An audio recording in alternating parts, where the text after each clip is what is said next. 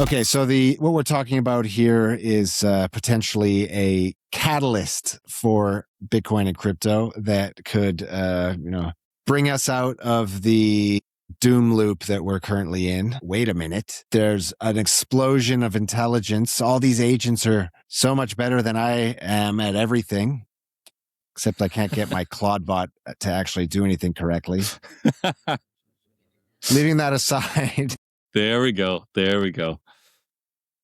Leaving that aside, the theory is, right, the next billion users are going to be crypto and Bitcoin users. I actually think the case is stronger for crypto than Bitcoin. We could get into that. But then you have a friend of the pod, Hasib's Qureshi's interesting post on this, which I really like the way he framed it. And he's like, you know what? Crypto was never really designed for people. And we all have experienced this. Every time you go to send something, there's like a non-zero chance that you got things wrong. In fact, I did this not too long ago. I actually, deposited some crypto somewhere to, I hate to admit it, a centralized exchange. But,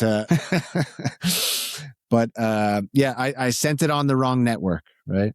And no. These guys, I could see it there and they're like, no, can't do it. Can't, we can recover it for you, but it's going to cost you. Anyway.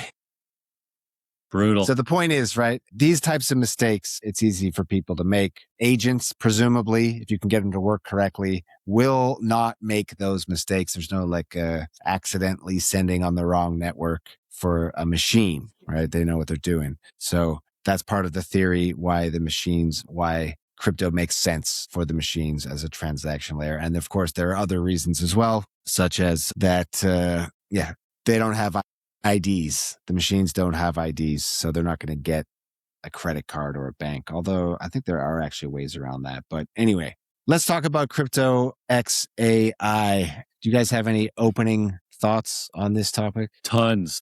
First, I would just like to say, a couple of weeks ago, I was kind of blown away or overwhelmed by the AI hype and had a little existential crisis there in Hong Kong, thinking that I was completely missing out. By the time I would landed back in Japan, I wouldn't have a job. I'd be homeless and everybody in my company would be giga rich with their billions of AI agents, making them hundreds of millions of dollars per second. Yeah, you have a very narrow window. You have a very narrow window to train up your agent to replace you. Yes, exactly. Otherwise, someone else is going to... Anyway, go ahead. Yeah. No, 100%. So, but I mean, again, I don't think we're there yet. And I think having dug into it quite a bit, we're not there yet by a lot. And this Stripe message here, agents will most likely soon be responsible for most internet transactions. I actually don't think this is going to happen as soon as, I don't know what soon here means, but I imagine it's a couple years away at the earliest. But a lot of this builds on what people were saying, like Citrini's article, which I think is worth noting. One of the things that locks people in is that people are kind of lazy. You don't want to keep entering your credit card information into multiple sites. So you just keep using Amazon, right? Because it's there. You can use it for everything. You don't want to send, like Graham, you don't want to send or use new exchanges or use new addresses because you want to use what you've already saved. And so it kind of locks in people. Agents don't have this kind of problem at all.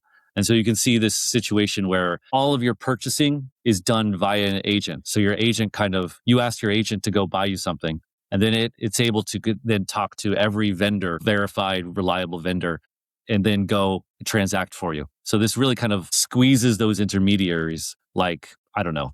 I think Citrini used the example of Uber Eats and DoorDash, things of that nature. But again, I don't think that's any time soon. How it relates to crypto, I think, is, again, a couple years away, though.